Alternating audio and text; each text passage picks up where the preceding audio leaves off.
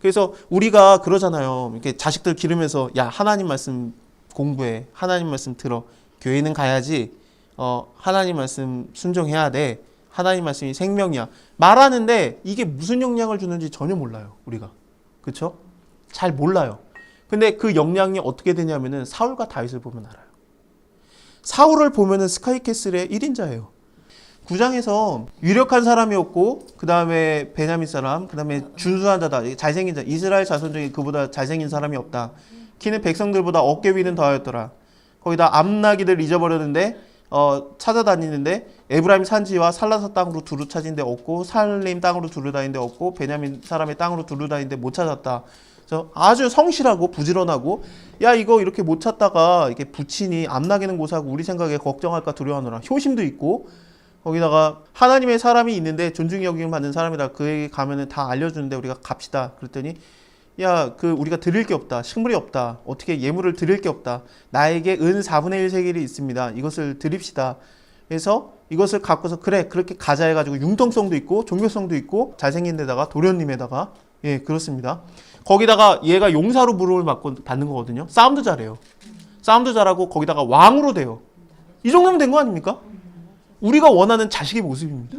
그래 너가 그렇게 잘해야지. 이 정도면 하나님께 사랑받는 자지.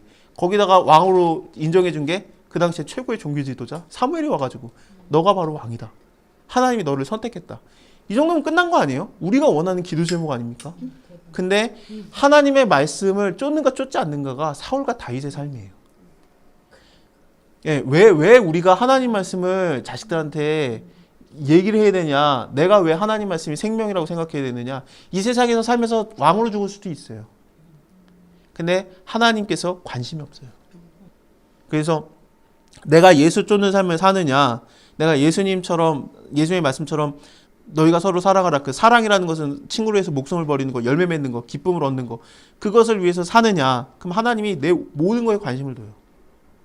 근데 내가 왕이 될지라도 사울과 같을지라도 하나님의 말씀을 버리면 하나님께서도 우리를 버릴 수 있습니다. 그 예수 그리스도를 믿지 않는 거로 그들이 벌써 책망을 받은 것이다. 그거와 같은 거예요. 요즘에 느꼈던 건데 내가 내 자식에게 원하는 게 사울처럼 크면은 됐지. 그리고 하나님 일은 덜해도 겨우 구원받으면 됐지라고 생각하는 거 아닌가. 네, 우리가 다윗 그리고 사울은 나쁜 놈 그래도 사울을 원해요. 내 자식은 사울처럼 됐으면 좋겠다. 잘나는 거 괜찮은데 잘나는 것도 뭐 하나님께서 하시면 하는 건데 잘나야 되는 이유가 이 잘난 능력으로 정말 해산의 고통을 하느냐 아니면 남을 죽여가면서 나를 위한 거냐라는 거에서 차이가 나는 거죠. 다윗과 사울의 차이예요. 그래서 사울은 나를 위해서 얼마든지 남을 죽이려고 했던 거예요. 다윗도 죽이려고 하고. 처음에는 안 그래요. 처음에 너무 잘했는데 근데 이게 꽂혀요. 나는 남에게 잘 보여야 된다라는 게 꽂혀요. 그래서 왜냐하면 왕이 될 때 문제가 생겨요. 나는 도련님이었는데 왕이 될 때 사무엘이 얘 왕 삼는 것도 뭔지 아냐. 아들을 뺏어갈 것이고 군대 보낼 거다. 딸을 뺏어가서 일 시킬 거다. 너네 포도원에서 제일 좋은 거 취해가지고 너네 소선에 제일 좋은 거 취해가지고 너네한테 돌려주는 게 아니라 신하에게 줄 것이다. 너네에게 제일 좋은 거 뺏어서 신하에게 주고 세금 낼 것이다. 그리고 나서 너네가 다시 돌아오게 되라고 해도 나는 안 해줄 거다 그랬어요. 근데 내가 법치국가를 만들어 놓은 건데 너네가 왕정국가를 원하는데 왕정국가의 제도를 니네가 알아라. 그 다음에 사무엘에게 얘기하게 해요. 그걸 다 얘기한 다음에 그래도 우리가 왕을 원합니다 해서 사무엘이 사울을 뽑아요. 그 다음에 기름 붓고 그가 제비 뽑아가지고 사울이 뽑혀요. 근데 사울을 왕으로 삼을 때 잘생긴 거예요. 그러니까 그래 왕이 저 정도는 돼야지. 다 그랬던 겁니다. 여자가 봐도 장난 아닌데 남자가 봐도 멋있었던 거죠. 그래서 그렇지 저 정도는 돼야지 그랬는데 왕을 삼는 그 왕 임직식 때 뭘 하냐면은 너네가 정확하게 알아라. 너네가 하나님 버린 거다. 이거 죄 짓는 거다라는 걸 계속 얘기해요. 그리고 나서 왕을 삼아요. 그래서 막 두려워하면서 막 그때 막 그 자연적인 재해도 일어나고 그러거든요. 그래서 막 두려워하면서 우리가 하나님께 잘못했습니다. 우리가 우리의 죄 플러스 하나님의 다른 왕을 구하는 죄를 범하였나이다 그래요. 그래서 왕으로 삼아질 때 사울이 그거에 좀 충격을 받은 것 같아요. 그러니까 하나님의 마음을 의도를 그래도 너를 선택했다라는 걸로 받아들이지 못하고 난 도련민 출신인데 남들한테 내가 인정을 받아야 된다. 왕을 선택된 거는 잘한 것이다라고 해야 된다라는 게 이게 못 박힌 것 같아요. 그래서 그 다음에 행적들이 그렇게 나와요. 그래서 처음에 전쟁을 했을 때 사울을 통해서 이겼을 때 잘했다 와 왕이여 만세 역시 왕 뽑기를 잘했다 그랬는데 하나님께서 이제 아말렉 쳐라 그래요. 근데 싸움을 하고 나서 막 자기 기념비를 세워요. 내가 이긴 거 맞다 라는 기념비를 세우고 하나님을 위한 단을 세우는 게 아닙니다. 예배를 드리는 게 아니라 기념비를 세우고 그 다음에 사람들의 시선을 생각해서 하나님이 진멸하라 그랬어요. 아말렉 진멸해라. 아무것도 남기지 마라. 소, 양, 사람 다 죽여라 그랬어요. 근데 그거를 좋은 거를 다 취하죠. 그래서 사무엘이 도착했는데 막 소울음 소리가 막 들리는 겁니다. 양울음 소리. 그래서 뭐 사울이 오자마자 기념비를 세우고 오는 길에 사무엘을 만난 다음에 내가 당신의 말대로 순종했나이다. 그래요. 그러면 내 귀에 들리는 이 소소리, 양소리는 뭡니까? 내가 다 죽이려고 했는데 백성들이 이거 좀 좋은 거 남겨가지고 하나님께 예배드리자고 하더이다. 순종해야지. 순종이 제사보다 나은데 순종하지 않는 거는 복술자에게 순종하는 것과 똑같다. 그러면서 이거는 우상숭배라고 봐요. 순종하지 않은 것 자체를. 그래서 하나님의 말씀을 당신이 버렸는 거로 하나님께서 당신을 버리고 다른 자에게 당신의 위를 주리이다. 그래서 다윗이 선택이 되는 거거든요. 여기서 보면은 그때부터 생각이 나는 인정받아야 돼가 굉장히 심해요. 그래서 사무엘에게 이제 막 가지 말라고 하죠. 그래서 가지 말라고 그랬더니 옷을 잡아요. 옷을 잡고 막 늘어지고 옷이 찢어집니다. 그래서 옷이 찢어져서 이것처럼 당신도 이제 찢겨진 거다. 버려지는 거다. 근데 제발 와서 내가 지금 아직도 이 대단한 사무엘과 같이 그 동급이라는 것을 사람들에게 보여주셔서 예배를 드리게 해요. 그래서 하나님을 위해서 예배를 드린 게 아니라 내가 아직 사무엘과 같이 친한 사이다. 사진, 인증사진 찍는 거죠. 그래서 그거를 하고 사무엘은 떠나가고 하나님께서는 후회합니다. 내가 얘를 왕으로 선택했으면 후회했다. 버려요. 물론 굉장히 오랜 시간 동안 뭐 다윗이 바로 기름 부음 받지만 굉장히 오랜 시간 동안 사무엘은 굉장히 슬퍼하고 그리고 사울이 죽을 때까지 그 회개의 기도를 하나님 기다린 건데 회개를 안 하고 다윗을 계속 죽이려고 해요. 그렇습니다. 혹시 이제 하나님의 뜻을 이제 우리가 마음대로 오해해서 받아들일 때가 많잖아요. 그래서 나 좋은 식으로 해석을 하고 그런 거 하나님께서 우리 이해를 해요. 이해를 하시긴 하는데 괜찮다는 게 아니라 우리 수준을 알아요. 그래서 이해를 하시는데 근데 그걸로 갖다 너무 이제 하나님을 왜곡해서 믿기 시작하거든요. 그게 그러면 안 되죠. 저 같은 경우에는 어땠냐면은, 그러니까 막 되게 제 나름대로 믿는 집에서 자랐다고 저는 생각을 했고, 그랬는데 처음에 저희 노숙자분들에게 설교를 할 때 제 신앙이 탄로가 나더라고요.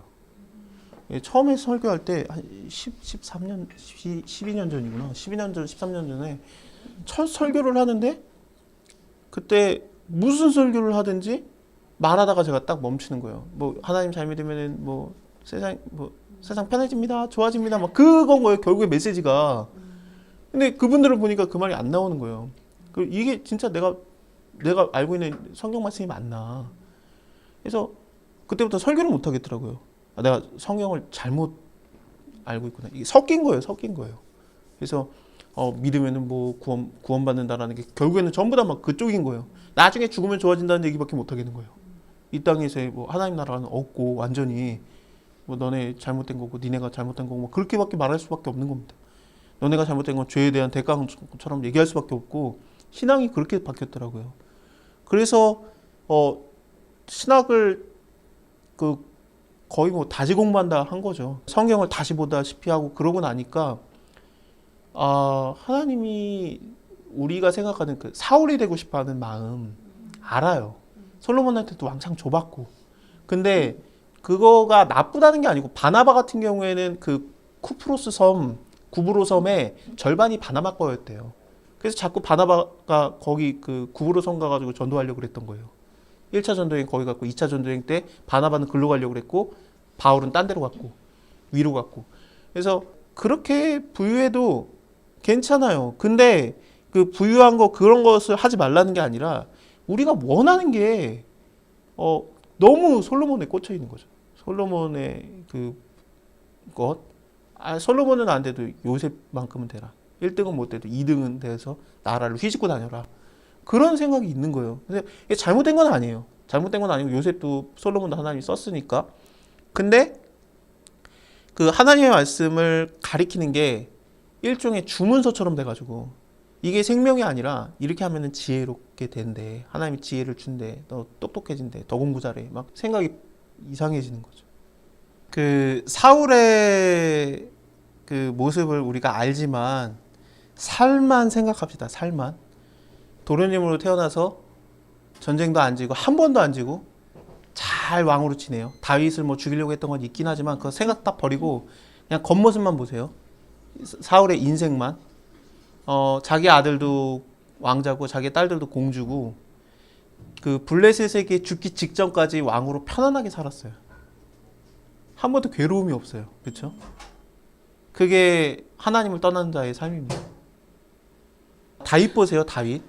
다윗은 가족에게서도 일종의 무시를 당했던 자인데 근데 그가 기름 부음 받고 시작을 골리앗을 죽이면서 영웅으로 시작한 다음에 사울의 두 번째 딸과 결혼을 하고 그때부터 도망자의 삶을 살아요. 그리고 왕이 돼서도 자기가 왜 왕이 됐는지를 모르고 왕이 돼요.